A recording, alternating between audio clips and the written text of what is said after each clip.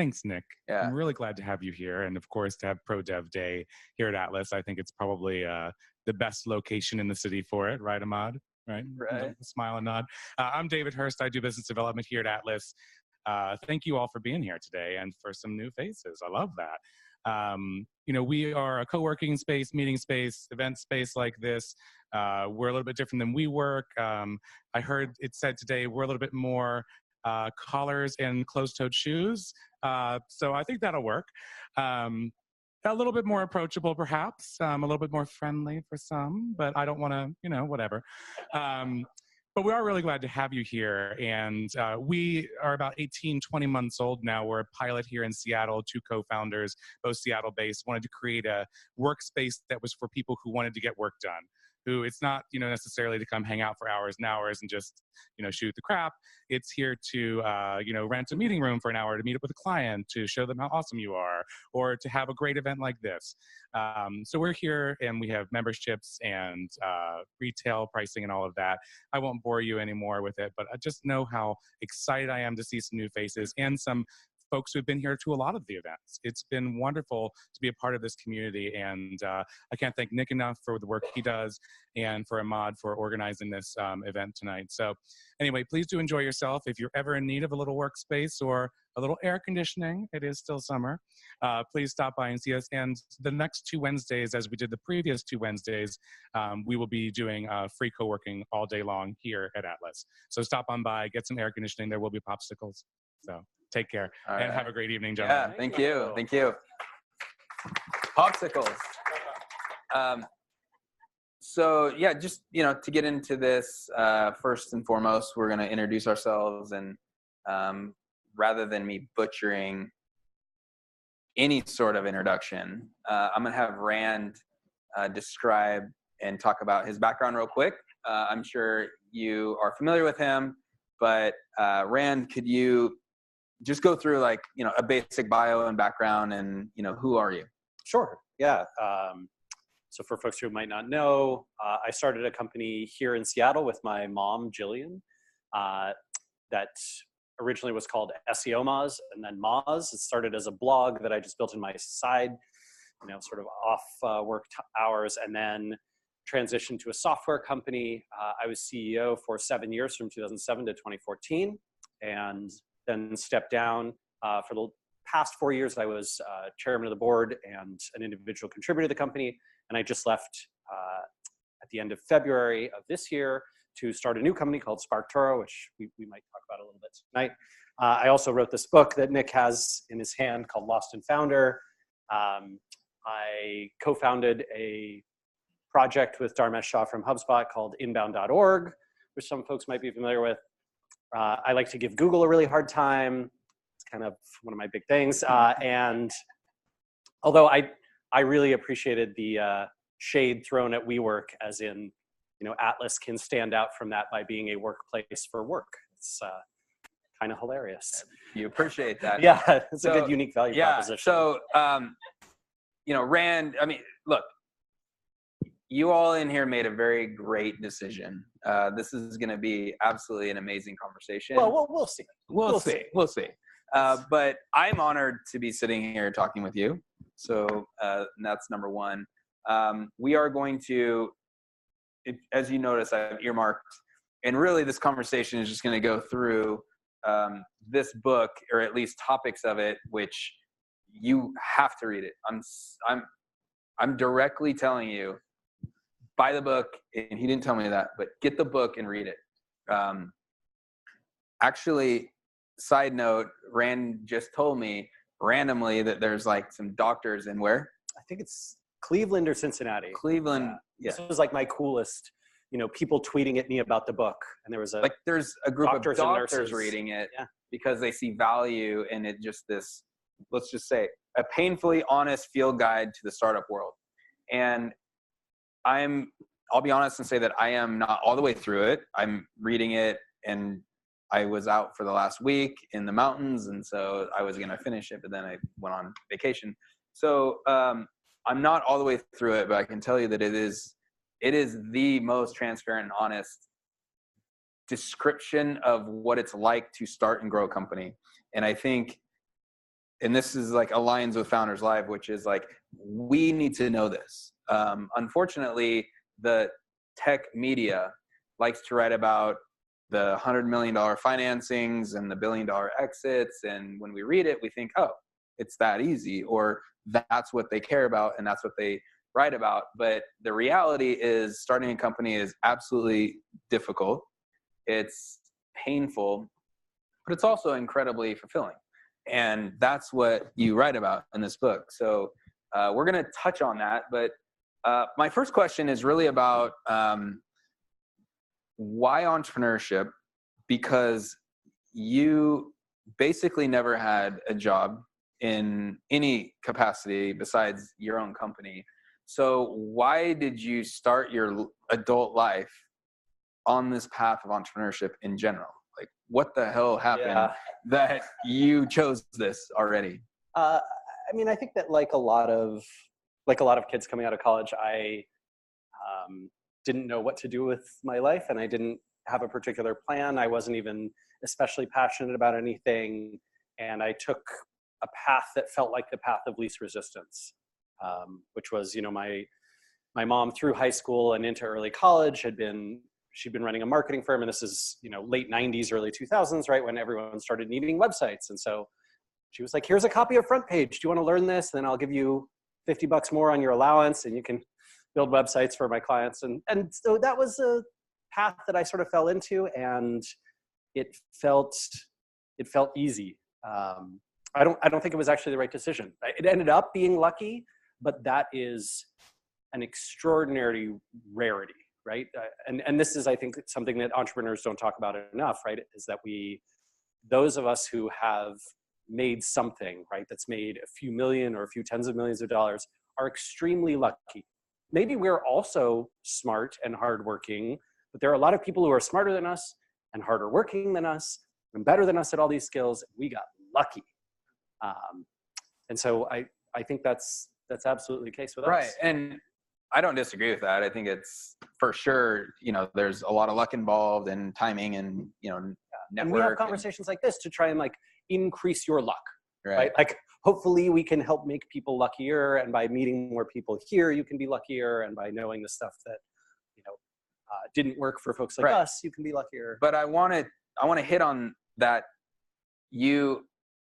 I'm going to flip it around and say that I think you followed your intuition quickly versus the majority of people are like, well, I'm going to graduate high school, I'm going to go to college. Okay. Because that's what everyone's doing.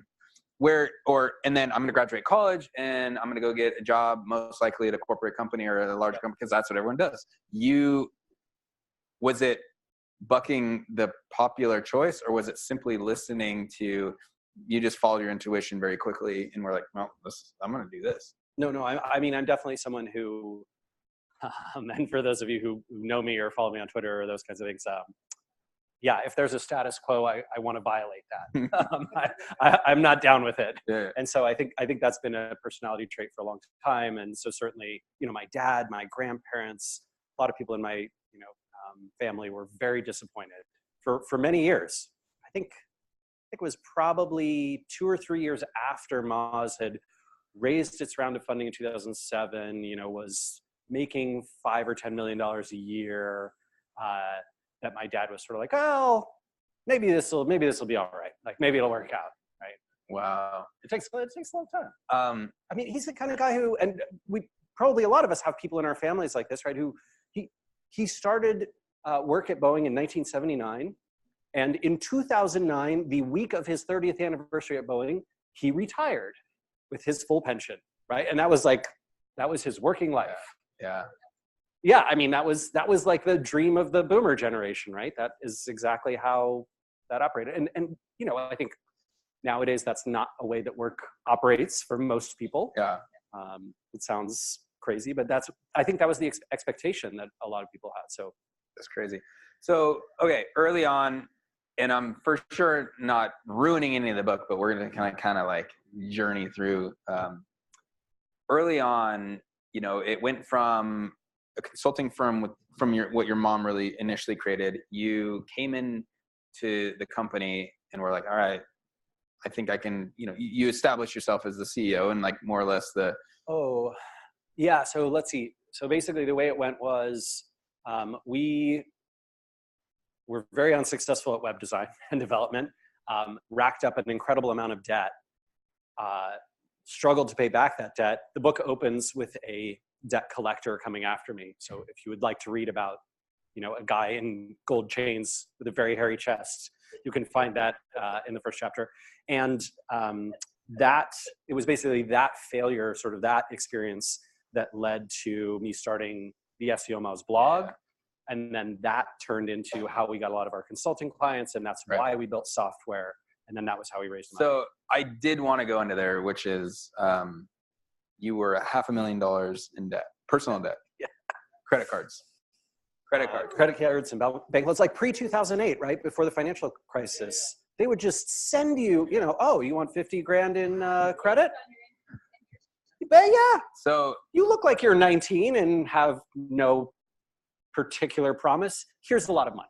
So I have to ask, like, at some point, what does that feel like to, the book is talking about like, you're running away from these people. You're like, oh, Rand is not here, and you close the door and, they find you later. It's like, that has to be a shitty feeling to, and, the side story is that your father doesn't know.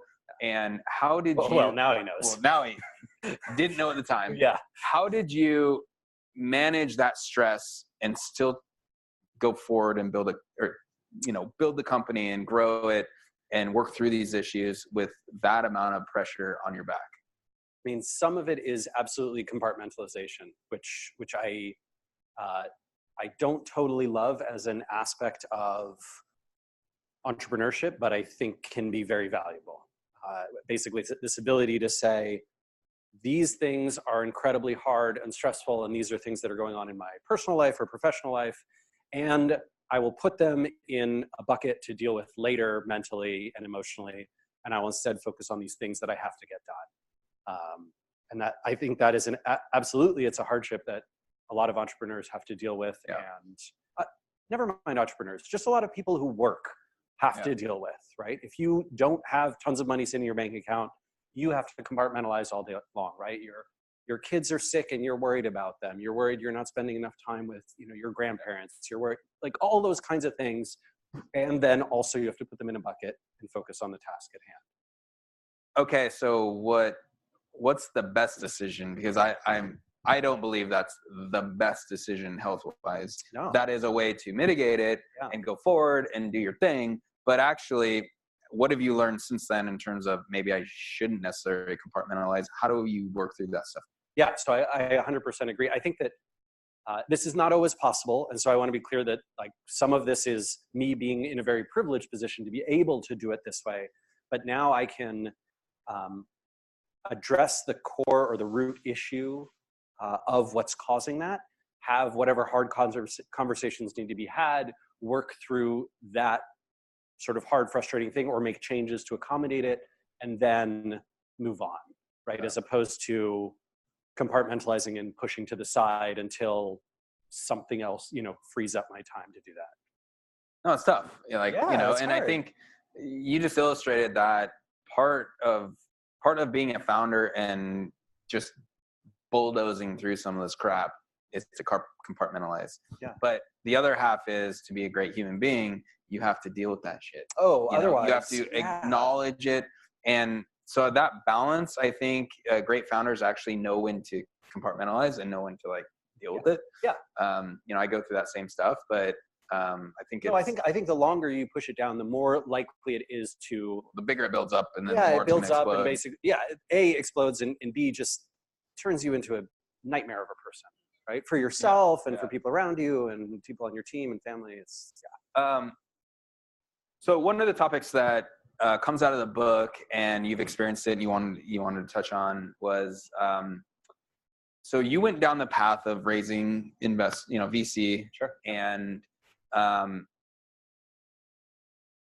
the culture of the early stage tech industry in general really glorifies VC backed companies, and then the result of that is there's collateral damage in various ways, from not only like the media talking about VC-backed companies to, all the others that maybe not be VC-backed, but are they less valuable or whatever that case may be. So what are your thoughts on experiencing the raising of venture capital? Sure. What was the path that put you on was absolutely a tremendously directed path, a certain direction. Yeah. So what did you experience in that direction? And then also, what would you tell early stage founders in terms of warning signs? And if you're going to choose to go down that path, what is the road ahead? What should they prepare for? So I think that venture does get outsized attention. I don't know if you folks go to a lot of these types of events, right? But if you do, you'll often hear someone say, "Oh, well, I just raised $1 million for my company. I just raised $5 million for my company," and it'll be like, we'll all clap, right? We'll say congratulations. We will want to talk to those people. We'll want to put them on panels, right? It sort of makes them very impressive. And I think that probably one of the reasons I'm up here today is because I raised 30-some million dollars, and then built a company that did okay with that money. But if I had made, say, $2 million a year privately, taking no investment, and had high margins on that business, and took home, 7 times my actual pay, I don't think I'd be up here. I don't think we would be paying. I don't think we would be paying attention to me. But you're right. But I'm just saying, right? Like, you're right. There are those people in Seattle right now who have done those kinds of things, right? Built a successful consulting business or an agency or a small product business. They've done it bootstrapped or with only a little bit of angel or family money or friend money or those kinds of things. A tiny little Kickstarter, and that sort of got them off the ground. And we don't pay them very much attention in the tech world, right? We sort of minimize their contribution to our environment. And that, I think that's the result of a bunch of different forces. I don't think any of them are evil and like dark and manipulative. I think it's sort of how capitalism works, right? Like the press feeds the money and the money feeds the press. And so then the press learns to amplify the money, and the money learns to expect the press, right? And the problem for all of us in that is that we get biased to choose this one path, to think that we get more glory and recognition, and that the like right way or only way to do this is, how do I get a company in tech that's going to be interesting to an institutional investor? And that is not the only way. Oh. That is not the only way. I don't even think it's the best way.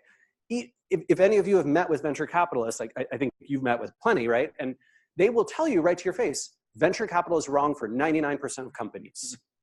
And they're right. That is absolutely accurate. Now, you might say, you hypocrite, you're just broadcast, like you just went on this panel and broadcast how amazing this is, and look at your Twitter account and like, what the hell are you talking about? But that is absolutely the case. And I think that institutional capital, so the road it put me on, us on, was absolutely one of, growth matters more than sort of everything else. I think I was very unusual in that I cared tremendously about profit, mostly because of what we talked about earlier, the debt, right? Because I had been in debt, this $500,000 on credit cards and all these other things, I felt this like, monster in my chest anytime we were spending down into our venture fund. But yeah, I mean, in 2012, when I raised those $18 million from Foundry, I spent like it was going out of style. I think, so let's see, we were doing 11 million in revenue in 2011. So it must have been like 20 million, 21 million in 2012. So I think I burned through about 25 or $30 million in 18 months and had almost nothing to show for that. Wow. And like, just silliness, right? Insanity. And the root of doing that is because as you raise money from venture capitalists, there is a pressure, or at least some sort of like the expectation of growth. Yeah. So higher, spend on marketing, blah, blah, blah, blah, blah. Yep. Spend on everything. If you waste a bunch of it, that's fine. Just get that growth rate up, right? And that, I think that is the right way to do it for an extremely tiny number of companies, right? Like there's a very few companies where that works okay. I mean, I was just looking at the Uber numbers and it's like, oh yeah, well, revenue's up, another 50% over last year. And also they're now burning $400 million a quarter instead of 300 million. And I sort of went, jeez, wait a minute, how does money work? I mean, I get that when the Saudi royal fund like puts billions of dollars into you, maybe you get that idea too. But right. So certainly there's a few companies where that works, but in a majority of companies, I think that the right way, a majority of venture-backed companies, I think the right way is actually, and what we should have done is sit on that 18 million, spend it slowly, experiment slowly and with focused purpose. And then when we find like one or two things that work really well, double down on those. Yeah. But that's, I don't even know, there might've been some gold in there that we were spending on and we just didn't even see it because we were all over the place. So since you've experienced that and now you have a new company, which we'll touch on, but what are alternative or new ideas around funding that it's not just VC, it's not just go raise, millions of dollars, in that capacity. What are some other ideas? What can we explore? So I will say, I raised around, my co-founder and I raised around of 1.3 million recently. It was all from individual angels. I think a couple of people have called me on it and they've sort of been like, yeah, that structure looks great and amazing and it's very flexible. And I bet you could do that because of who you are and where you, and what you've done and like your network. And who else does that really work for? And my only answer to that right now is like, there are 2 other entrepreneurs who've emailed me and used our open source docs. And I'm excited about that, but 2. So I will certainly agree it is hard, like it's hard. But I think other things that we all should be considering are bootstrapped, which I think has always been an option and still is. And a lot of services that historically bias to only venture-backed companies, things like Amazon credits or free workspace or startup credits for legal services, those kinds of things. Those are now starting to be available for bootstrapped companies as well, which is awesome. The second option is, I don't love this entirely because it's a little bit, this is why we didn't do it. It felt a little not straightforward to me, but that is many of the deals that you can do on AngelList or that you can do with angels are convertible notes. And if you decide not to raise venture, the note converts in a different way. And obviously your investors are not going to be thrilled about that. Like they're putting this money in at this with the expectation that you will go raise venture.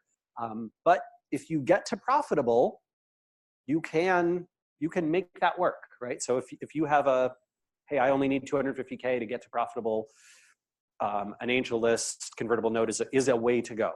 Yeah. Another way to go is to explore some of the newer, most of the accelerators out there are venture focused, right? Like we do an accelerator, then we do a demo day.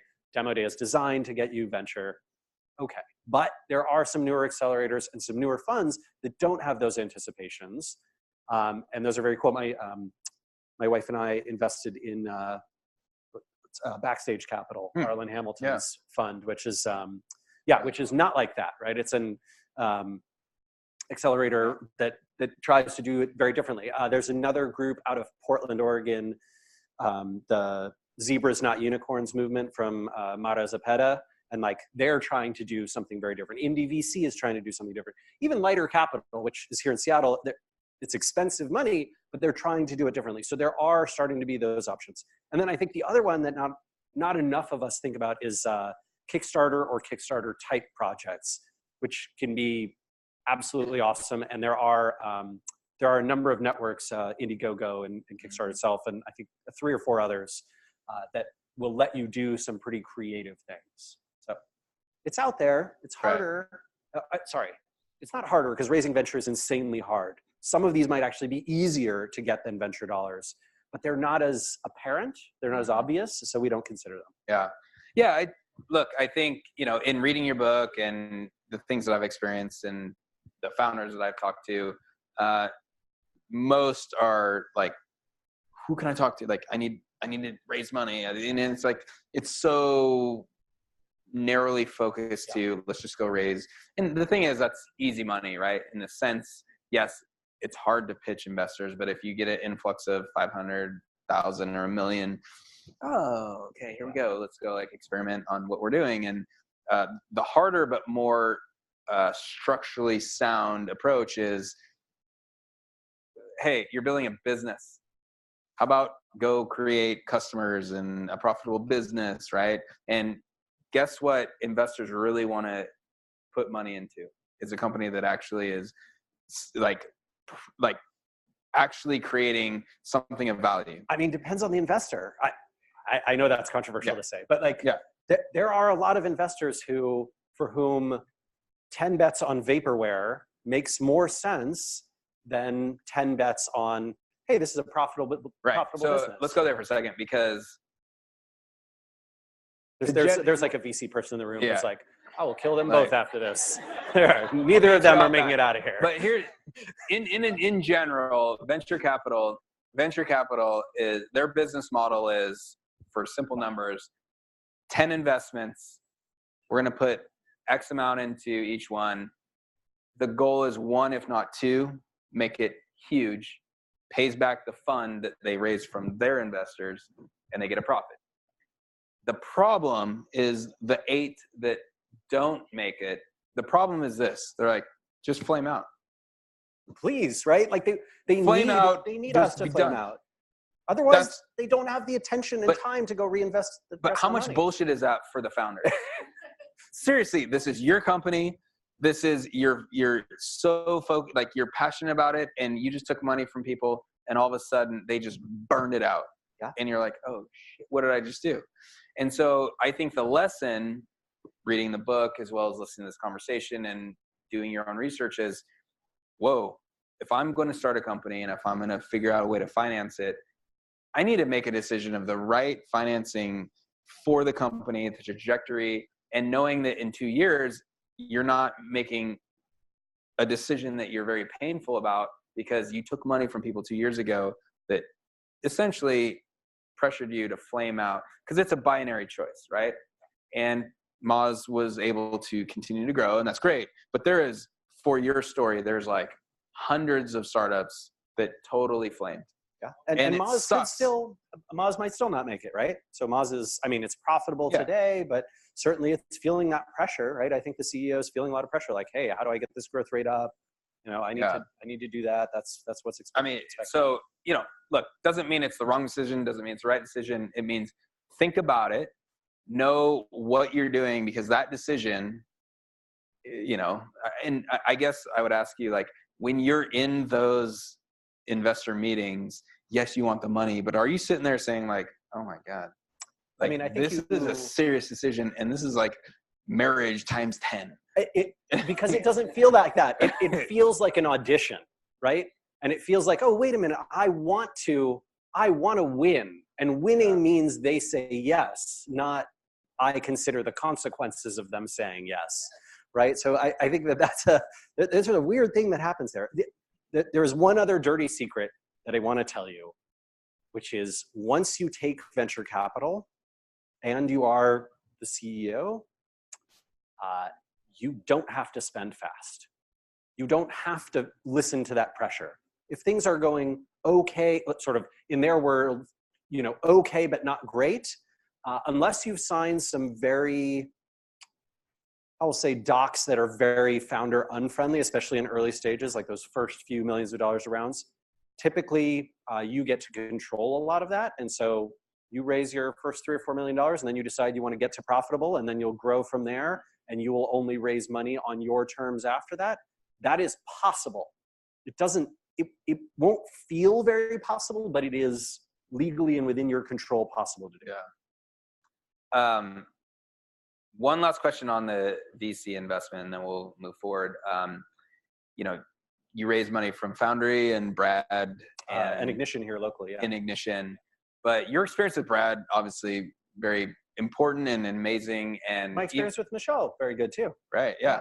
But there's a part in the book where Brad said something that you're like, you know, it was, can you repeat the statement of what he told you? And it felt like it was like, you're in. Like, we're closing that deal. So what did he tell you? And I think that that's very important. And when you look for an investor, you're looking for a very, like, just a very incredibly aligned and trustworthy relationship.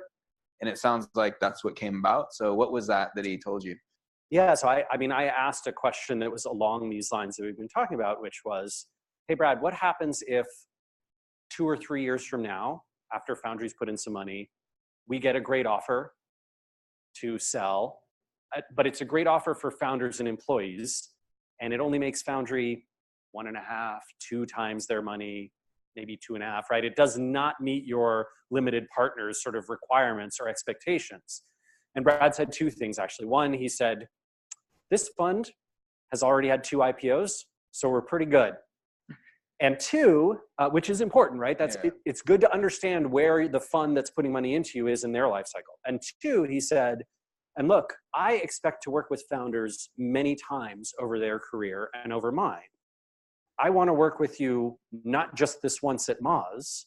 Like, I'm hoping that this turns into a relationship. I'm hoping that you go out and amplify the fact that I'm a great investor who's supportive and who will have your back. And so if you have a sale that you want to make and it's the right thing for you, you tell me and we'll do it. And I was like, great, done, signed, deal. Yeah, deal. Yeah, which was pretty awesome.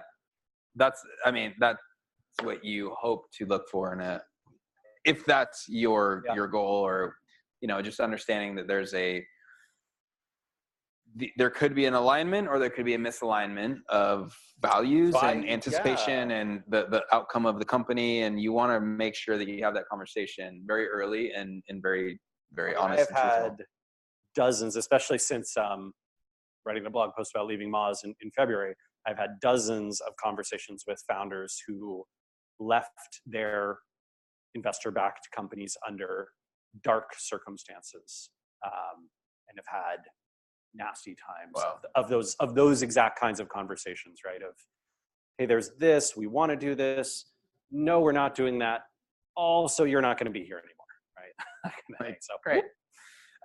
So let's transition into first and foremost, like as Moz grew, the company had an amazing, I believe you guys did a great job of creating a culture and, you know, like the core values that you maybe can touch on. But I want to ask a question on company culture, and then we're going to go into actually the general tech community that actually is a very monocultural type of situation, and how can we improve that? But I mean, this room looks way better than most of tech, right? So thank you. Thank God, and thank you.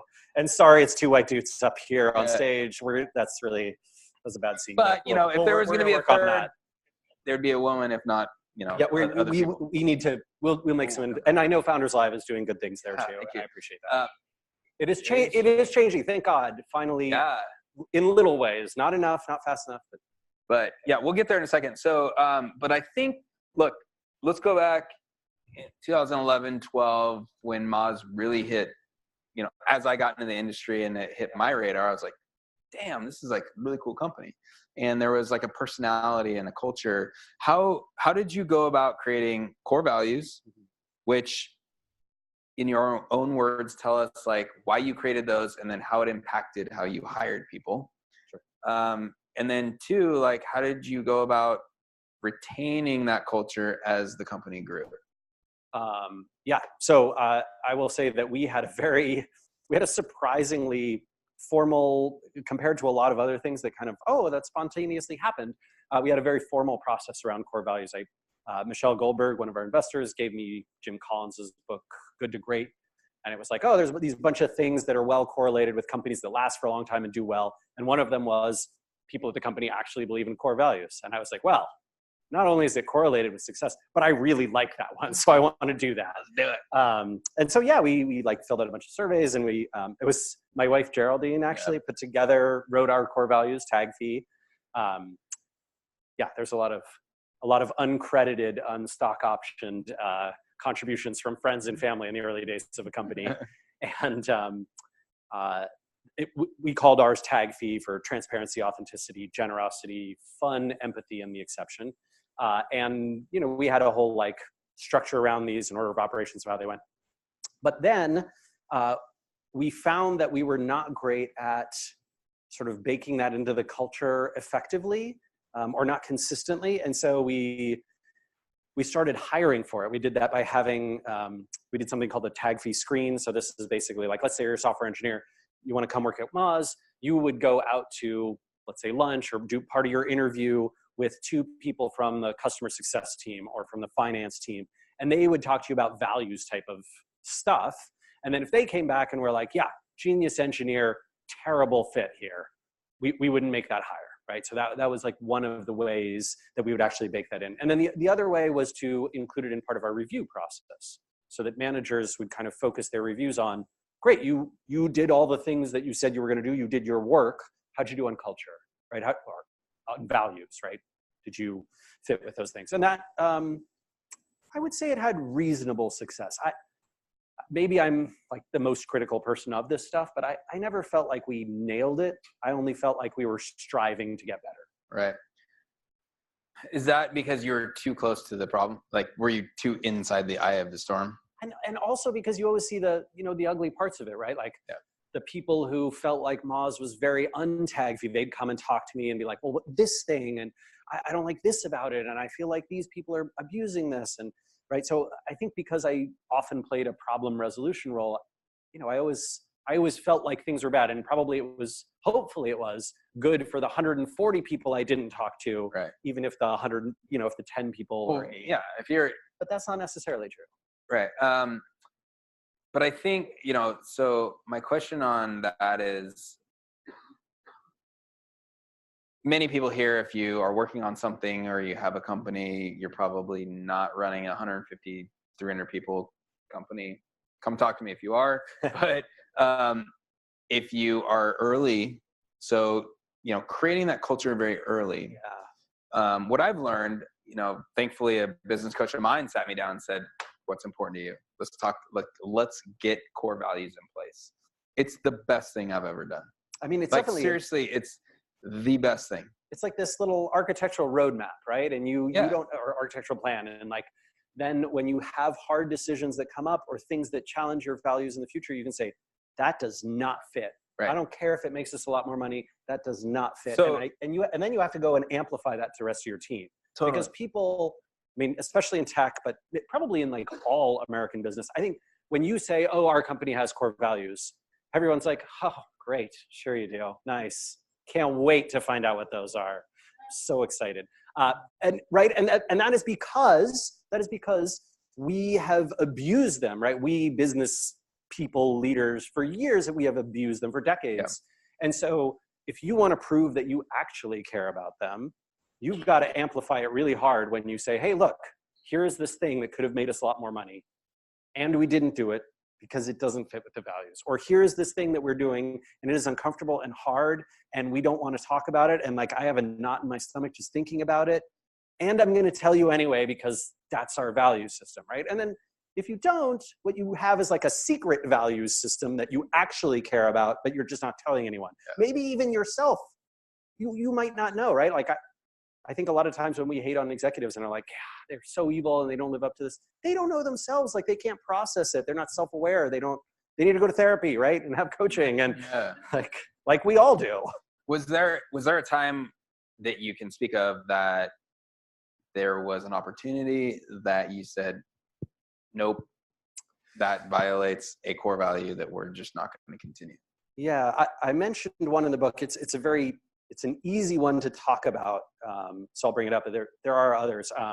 This one is basically, so we have like most, I want to say most of the good SaaS businesses, software as a service businesses, you go, you put your credit card in, you sign up, and then if you want to cancel your account, you can go back to the website and click cancel, and then you're done, right? That's the end of your subscription. However, there are some dark patterns around this. New York Times, for example. Does anyone have a New York Times subscription? Yeah, I would urge you not to sign up. And here's why. I have one. I've had one for 18 months because the only way to cancel it is to call them during business hours. And I will tell you one thing I'm willing to do more than make a phone call. Pay the subscription fee, which is so deeply embarrassing and horrible. But so basically, this consultant friend of mine was like, hey, why doesn't Moz put a phone number on there and like call to cancel? Like your revenue run rate will skyrocket for the next 2 years. I guarantee it. Like you'll get all the growth you're needing. And I was like, Rob, it's so tempting, but it is not tag fee. It is just not. I don't think I could go to sleep knowing that I was doing that to someone. Even though there's a bunch of benefits, like there's a bunch of reasonable reasons that people could do it, which is one of the ones is talk to customers who are canceling as they cancel to understand why, which is like, as a founder, you're desperate to understand that, but you kind of have to sacrifice and give it up if you want to be generous and empathetic. So, okay, so let's talk about, there is an obvious issue in our community, in our general tech industry, which is you call it a monoculture. I'm curious your definition of that, but I would simply say it's a culture that is reinforcing to people that look like us and not reinforcing to people that don't look like us, whether that's gender, race, other ability, age. Age, and this is an issue. Why is it that way, and how can we change it?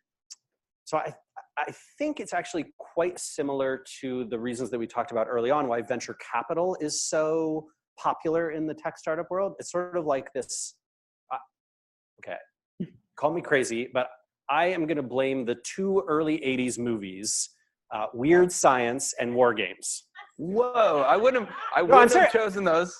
But here's why I blame them. Here's why I blame them. Because before those movies came out, the percent of women who were the percent of computer scientists who were women was a little over 30%. And like, you can basically see right up to the early 80s, it's rising. And then, it's falling, and it falls off a cliff, right?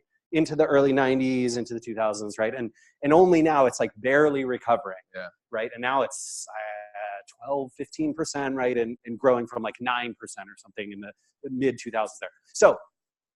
So my theory is that basically it's a representational problem. If you only see people like this doing this activity, you think only people like this can do this, right? I remember,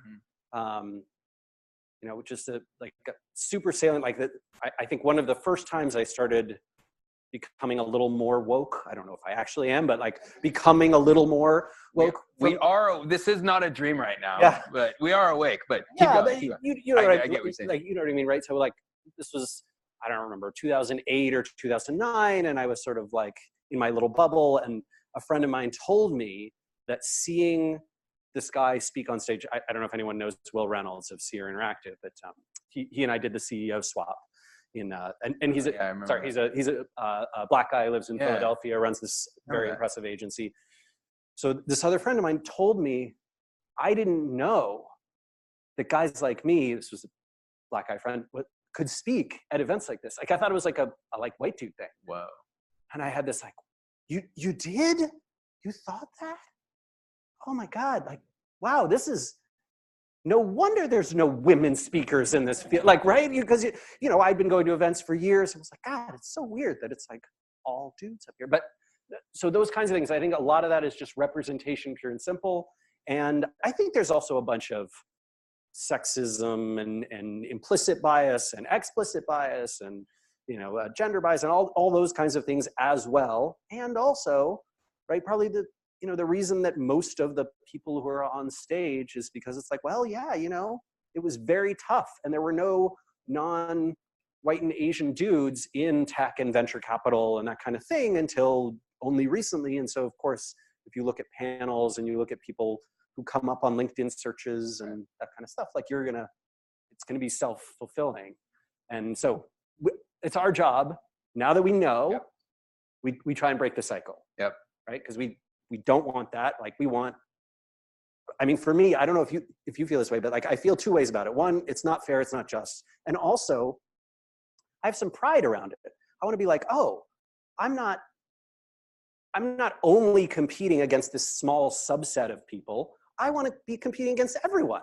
Yeah. Therefore, if I have an accomplishment, if I do something well, whatever, if my book is a bestseller, if my company does really well in this field, it is because I was competing against everyone, not only, people who look like me. Yeah. I want all the competition, right? Yeah, Otherwise, it's like, man, what did you really win? I totally agree with that. So what can we do specifically to change it? And I'm talking about we in this room. Yes. Let us. What are some things? I'm not just feel putting it on you. uncomfortable when it's like, I feel uncomfortable in all the ways, but I feel so uncomfortable when it's like, all right, 39-year-old white guy who has raised venture, how do we fix, diversity types of issues in tech? And I go, I think absolutely one of the biggest things that tells me is we should talk to people who are not us, right? So we need to have those conversations and ask those people to contribute. I think it's really ridiculous when you have a field that's trying to solve it, and yet all the same players were involved who created it. That's generally not how you get solutions. Right. Good point. So I think expanding it is one part of that. I think representation is another one, right? So the more that we can do to, like, I know that a lot of people don't like this, especially, no offense, but a lot of like white able-bodied dude, middle-aged people don't like this, right? Just this idea that we have to over-index in another direction until we get to a more balanced state, and then sort of the, not the world will fix itself, but the problem will tend to get better, right? And so things like, what's it called? There's a thing that colleges do that like, it's affirmative action. Yes, thank you. Right. So those kinds of things in the tech world where you say, yeah, right. Like, so you say like, hey, we're going to do women-only workspaces, right? That's something where a bunch of people in tech have been like, what? Why? That's crazy. Now, men won't even get exposure. And it's like, well, but a lot of people don't feel comfortable, and they won't feel comfortable. Or Backstage Capital, right? Which is basically primarily investing in mostly women of color and some other founders as well of diversity. But so like I think you need some of that. Yeah. So I'm gonna tell a quick story that happened today, and it'll explain a little bit about I think what's going on, which is I met with an investor today. He's on a board here in Seattle. So congratulations! Did you raise money? Yeah, it was fine. 5 million. TechCrunch story is happening next week. Not yet. He literally said this. So the topic came up real quick, and it was about female representation, and he's on a board a significant board here in Seattle, and he said I looked around a couple months ago, and it was like 10 or 12 older white dudes. Okay. And he was the one that raised the issue to the chairman. And he's like, hey, look around the room. What do you see common? And the guy like literally was like, it was like an epiphany. Yeah. He did not even notice. It was, 40 to 60-year-old white people or men. And this investor was like, we need to change that. We need to start replacing some people, or like putting women and people of color and diversity into this board. And the guy was literally like, oh my God, that's the most amazing. He literally was. So this investor said a couple hours later, he gets emails from this dude, like sending articles of how like a well-represented, very diverse board like performs better. And he was just like, it was like the most amazing epiphany. Yeah, that's what I mean. Like you're asleep, and then you kind of wake up a little my bit. point is this, weirdly enough, and we're not being apologetic about it, but people are not even paying attention that there is a problem. Like they're not even woke to, wait, why are all these people looking the same? And I have a hard time with that in 2018. Like that I do too. And I think that that's a problem, and hopefully this will change. But I think it's all of us to be aware of that and actually say like. Well, and I think this is one area where people like you and I actually can make a big difference. Is that so I saw a bunch of research on this, which was essentially that, if you are, let's say that I am a person of color and I bring up this lack of diversity and representation, there's often much more pushback and negative ramifications for my career and my reputation than if I'm a white dude and I bring it up. And so I think the one thing that, like, if you're sort of like, well, I don't know, how can I make a difference? I don't feel like I'm part of that community, and I don't want to like step on toes and be terrible about this, and I'm not sure I know what I'm doing. One thing you can do is bring it up when it should be brought up. And that's where I realized it was uncomfortable for me. Yeah, and then and that's where I doubled down on our core value. So Founders Live, first core value is respectful authenticity.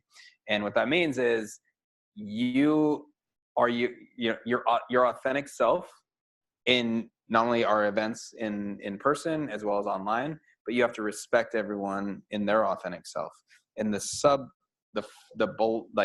foundation below that is really about inclusion, and anyone no matter what they look like, no matter where they are in the world, no matter what their orientation is, are accepted.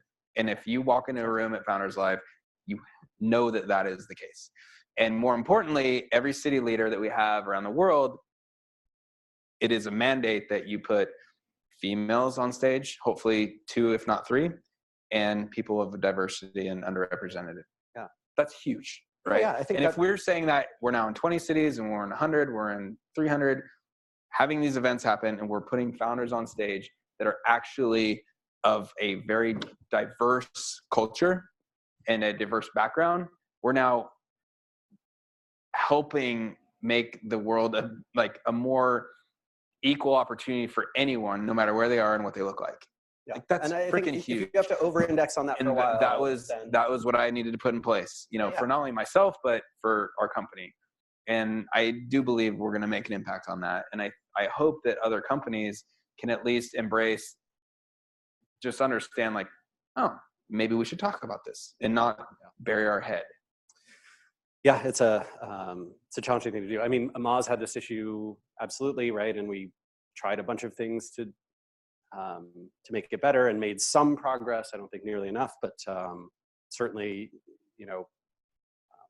like we hosted Ada Academy, which is a training program for women engineers, and we did this returnship program, which helps working parents, but it is primarily working moms come back into the workforce after being out for several years with children and those types of things, and then going and advertising jobs and sending representatives to different types of communities, not just like, oh, let's go to UW Computer Science School just like everybody else, but hang on, maybe there are other places where people are learning the skills that we want to hire for, and we can go find where those are. Yeah. Okay, so I have one last question that I have written down. I've got many more if we want to go in there, but I want to open it up to the room.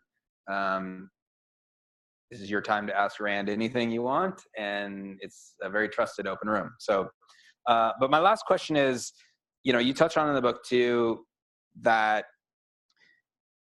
weirdly, and this is like, it happens so quickly, but a company and a startup, as it grows, it can become this like, almost like company as a family, and company over everything.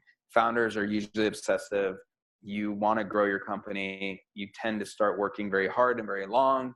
And the result is that you might see some other issues in your life start popping up, or to the detriment of other parts of your life, whether it's relationship or health or other things.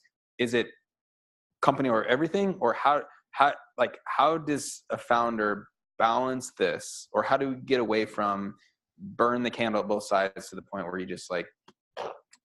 Yeah, so I think this is one of those things that feels true but is entirely false, right? And we have a bunch of good data around this. So, basically that if you are, the hours that the average person works between like hour 45 and 60 are non-additive. A day or a week? A week, sorry, yes. So sorry, and then 40-hour work week, right? Like a 40-hour work week is actually fairly decent.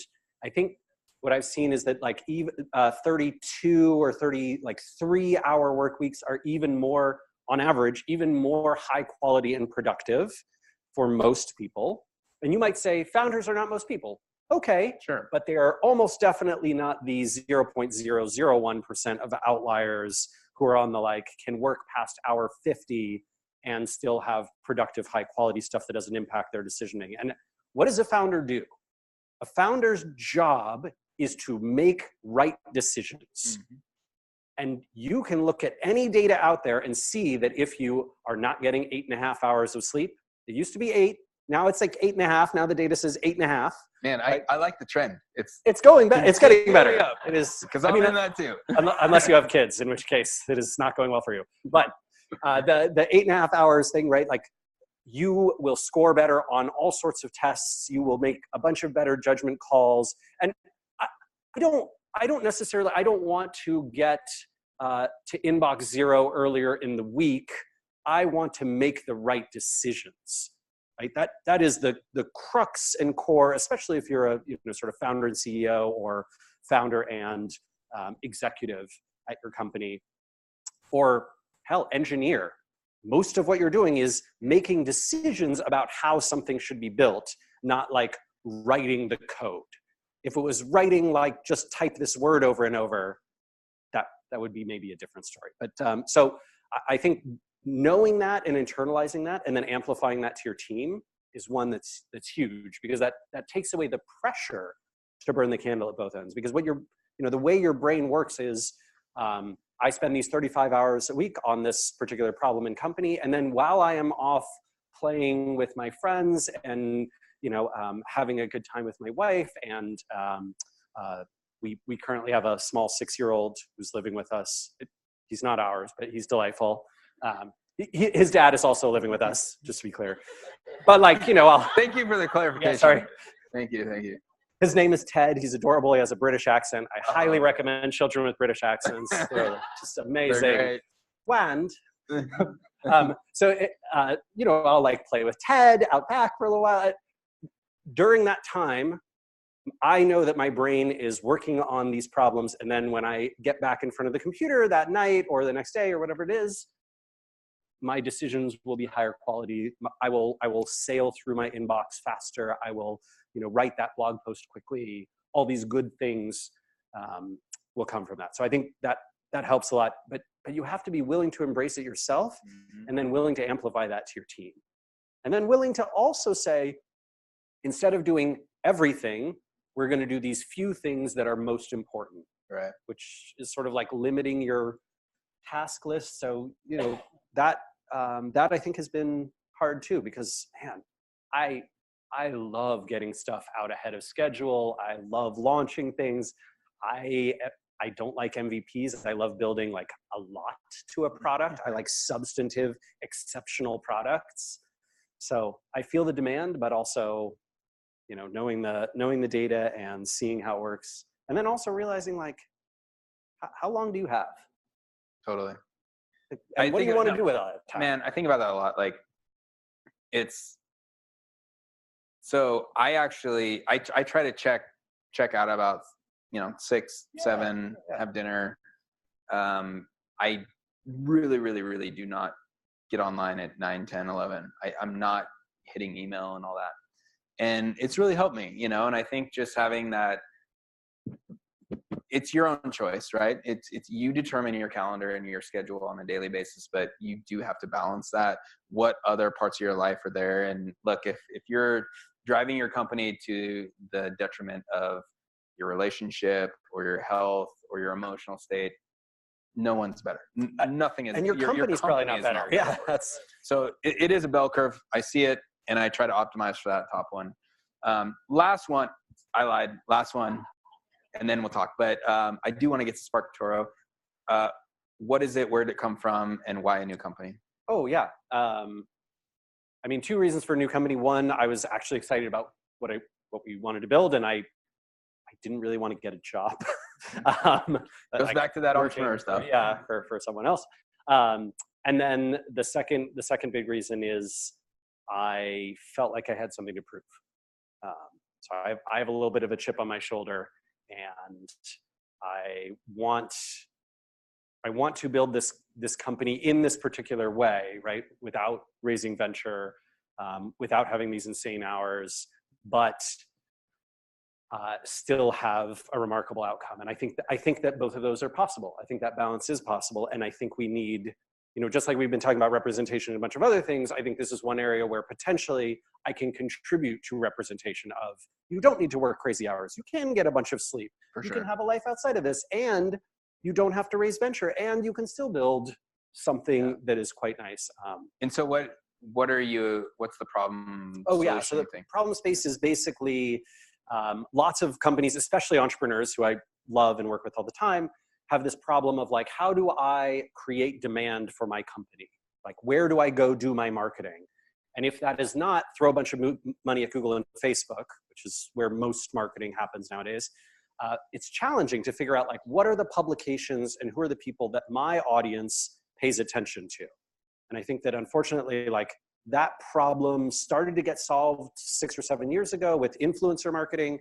And then influencer marketing got weird.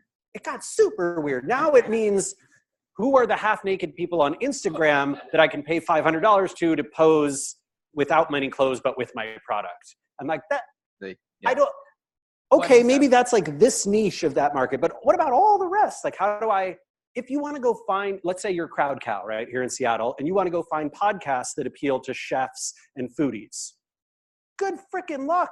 Yeah. You will spend weeks of manual research time, like Googling around and trying to go to Stitch Fix and trying to go to iTunes and like trying to figure out what these ones are.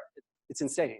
And so, yeah, my co-founder and I were like, software should do this for you. You should just be able to type in foodies, click on podcasts, and it should say, here are the most listened to podcasts by this particular audience. And if you want foodies in Wisconsin, we'll tell you where they go to. And if you want chefs in New York, we'll tell you what they listen to. And then from there, are you connecting them? Are you providing service to be able to reach them? Or what? You're just giving that data. Why would you not? Because I feel like when you get into the relationship connection, you get biased. You want to bias to the people who pay you or like who give you some benefit, or like, hey, we'll put you first if you pay us advertising. I'd rather just charge the actual customer. I see. Yeah.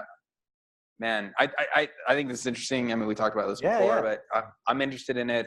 And I think it's the next evolution of influencer marketing in the sense or like PR, right? Well, you're sort of been there for a long time. Yeah. You're bringing more data and accessibility to companies and, entrepreneurs that are trying to like, look, we just need to know who do we market to? Where do we go? Where should I do my marketing if it's not Google and Facebook? Yeah, that's interesting. Anyone have questions? Yeah. We're open. I've got more, but come on. I'm going to go put this down. Yeah. Let's go right there, and then we'll hit Paul. Yeah.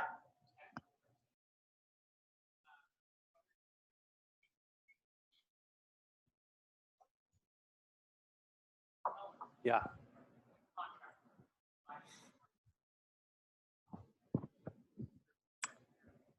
I was about to say, no, we're not, but I guess let's see. So the only two contractors we have are two women, one of color. So maybe unintentionally, luckily.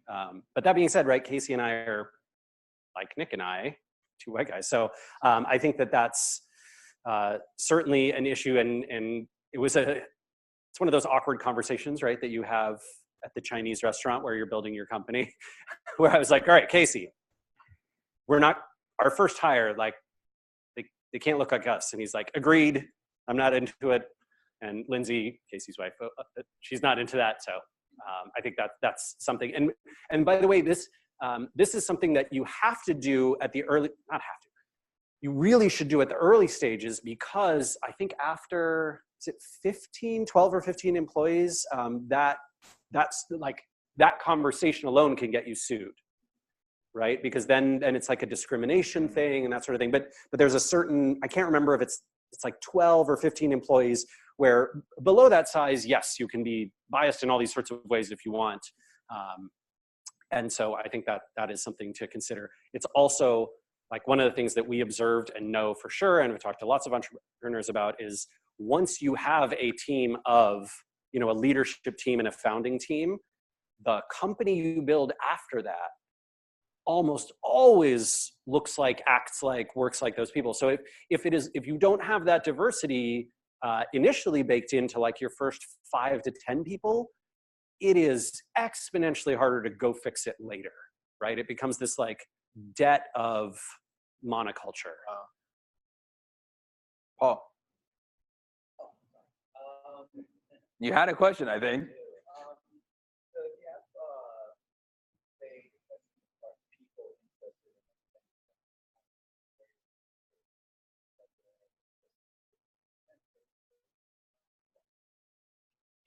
Oh, yeah.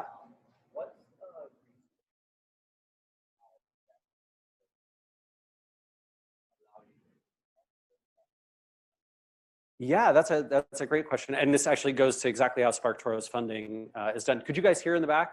Did you caught the question? Okay.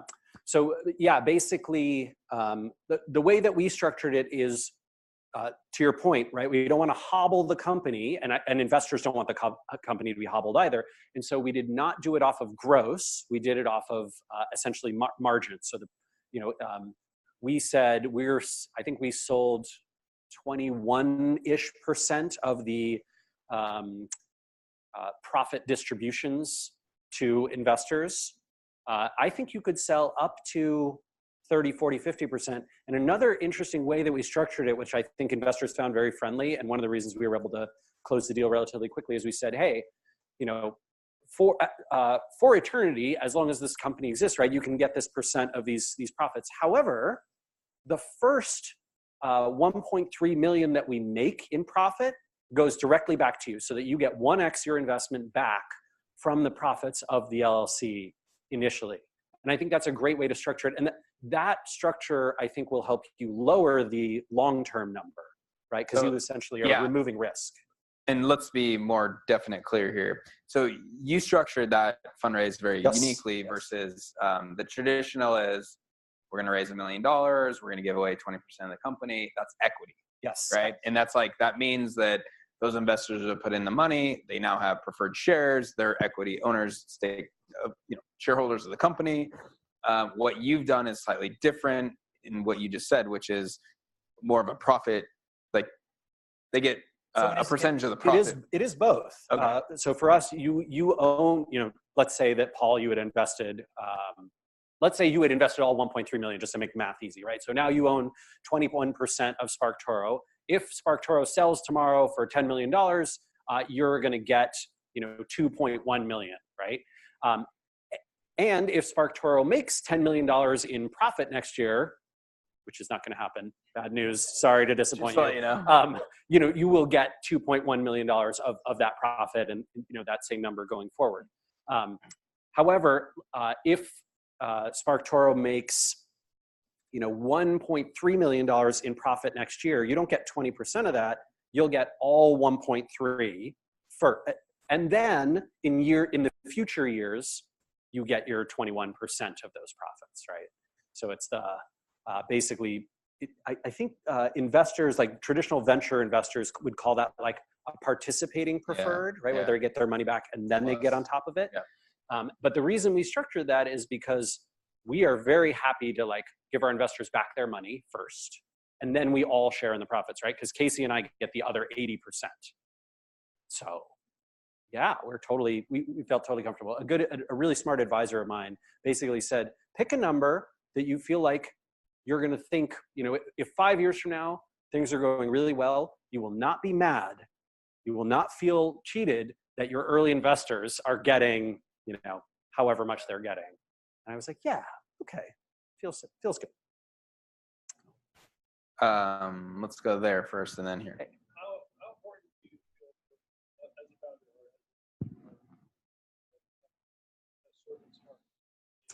Oh, gosh. I love the phrasing, a servant's heart. Yeah. It's funny. Will Reynolds made me read, what is it called? Setting the Table, which I think refers to the servant's heart. So this idea that you kind of have this deep down belief that your job, your responsibility is to serve others, right? To put them above yourself. And I think, I don't know if it's critical. I have not seen any statistical data, and I'm loath to make judgments on that front without it. I think it's wonderful. I think those are the people I want to work for and with. I hope that I can live up to that, but if we were to do a large scale study of successful and non-successful companies, it's one of those things where I really hope we would find that to be well correlated. I'm not sure we would. My take on that is personality. I mean, if as a CEO or a founder, as a leader, if that's your personality and it like seems very natural to lead people that way, then sure. But yeah, I'm kind of with you, which is like, is there data there? And hopefully it's not counter to that. Right. Yeah. I mean, oh, good. Yeah.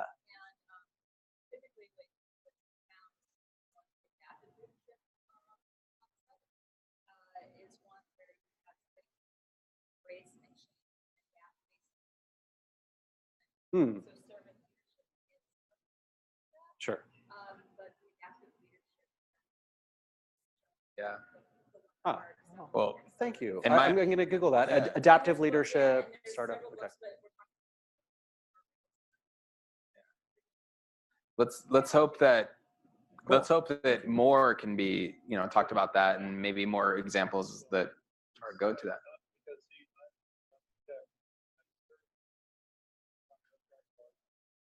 Great. Mm-hmm. Sure. Yeah. Cool.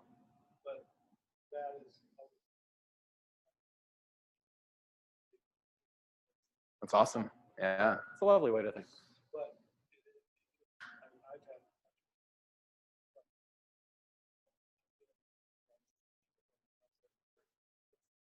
Oh yeah. Sure. Yeah.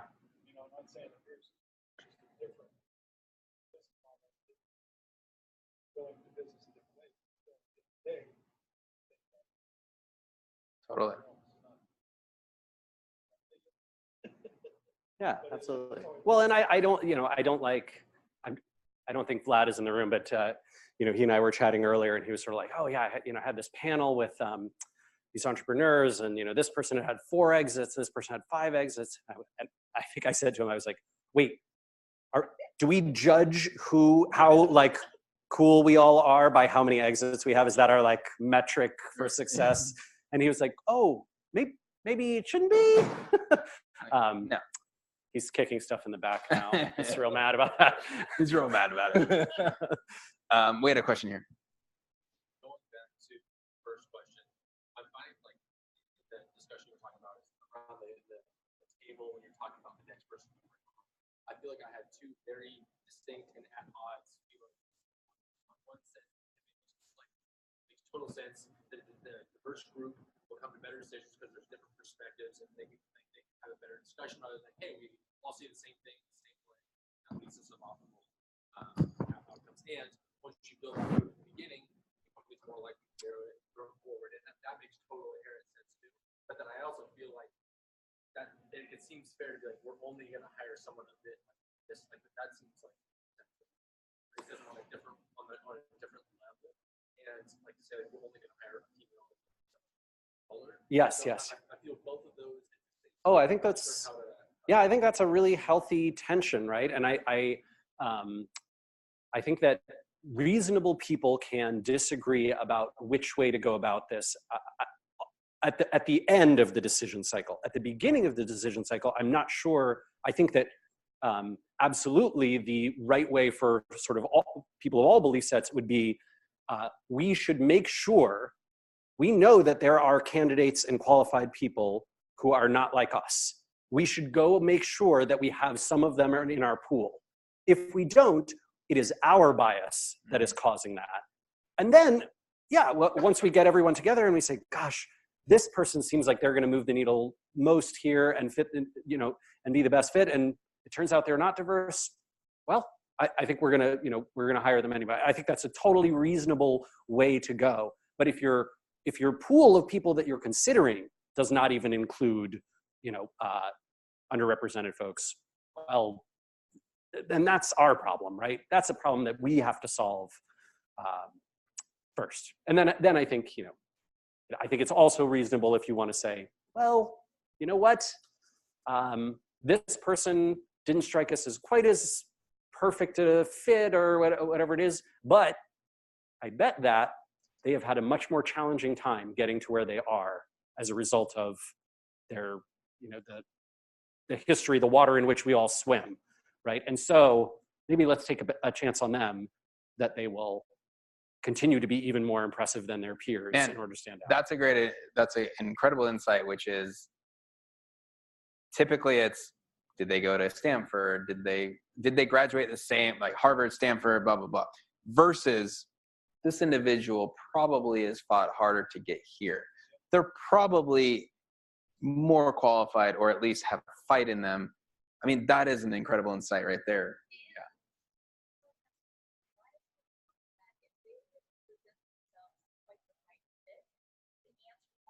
Yeah. Mm-hmm. Yeah, sure. Mm-hmm. Totally. Yeah. Oh, I mean, yeah. Yeah, absolutely right. So, like this is super common with how women's voices are perceived in like a meeting versus men's, right? Where you have guy speaks up. It sounds like that. I had this exchange with someone. I had a nasty exchange with a bunch of people on Twitter about this, where this guy from Google called out this person in my field, in the web marketing SEO field, who's a black guy, and I gave him a hard time. I was like, I and 100 other people have given you and Google a way harder time about this. Why are you calling out this person? Like, is there something going on there? And I'm fairly sure there was, right? Like, I think he looked and he saw a black guy and he felt more threatened than the like 100 other white guys who had said the same exact thing, tons of times. And I don't know. It's possible he didn't, but there were a lot of people on Twitter who didn't like that. Like, they were it was I lost a lot of followers that day. It was a good day. But you said the right thing. We have one. Well, we're going to go over here. One more question, and then we got to tie it up. Oh, yeah. And we can actually like stick around and ask Rand more questions, but we do need to kind of close out here, right there. Thanks.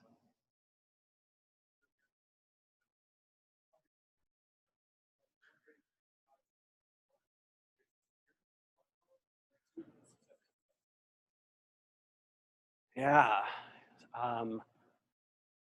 Gosh, I think greatest fear is tied. One is that 5 or 10 years from now, SparkToro is very successful in the sort of classic way, right? Like, it is making lots of money or has a nice growth curve, but that some or many of the things that we've talked about today are not represented there. I'd be really, like 2018 me would be really pissed at 2028 me if that were the case. And I fear it, right? I fear it because the temptation is there. It is so strong to sacrifice your values and the things that you believe to be able to make more money and get more growth and get more headlines and get more customers and like, yep. So I worry about that. And then the second fear is just that it's not a great idea. And people point to it and are like, oh, look at this person who espoused all these ideas and what a failure they were. And then they use me as as a counterexample to all the things that we're talking about. Those are the two. As far as success, I think that the wisest thing that we are doing with SparkToro, and I could not have conceived of this like prior to my Moz experience, is that we set ourselves up to be able to be successful in a wide range of outcomes. And I think that this is actually the fundamental problem with the venture-only model is not that, like, it's fine if you want to go into hey, I only have a 5% shot at being this, rocket ship of a company or whatever. Like, that's fine. If everybody agrees to it, great, no problem. I think the problem is that venture biases you to only be considered successful if your outcome is up here. And there are a ton of outcomes in the middle of complete failure and, unicorn that a company should be able to have, right? So if 4 years from now, 5 years from now, even 10 years from now, SparkToro is doing $2 or $3 million a year, and there's 4 or 5 of us, our investors are going to be happy.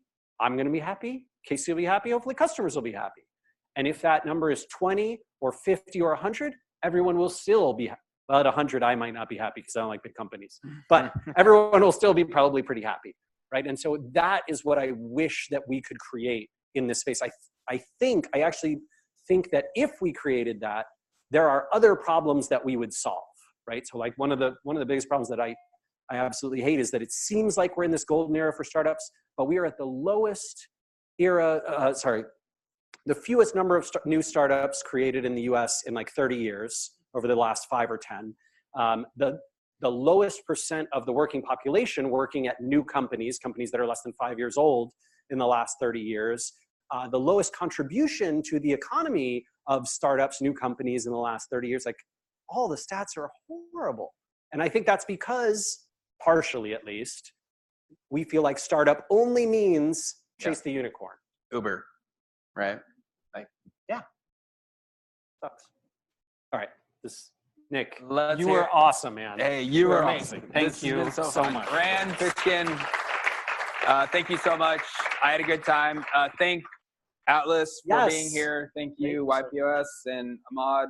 You guys were great. Pro Dev Day.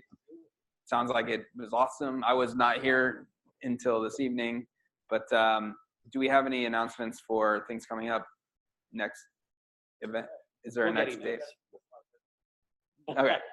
I will say Founders Live Seattle next event is 24th, which is a Friday, next Friday. We're going to be at the Riveter. It's going to be great. It's going to be fun. 5 great companies. So if you have time and you got in your calendar, please show up. It's going to be great. Outside of that, is there a time we need, I don't know if anyone from Atlas is here, but we can probably hang out for a little bit, but I'm sure that they need to close up here soon. So, but please come say hi, and man, thank you so much. This was great. Yeah, cheers.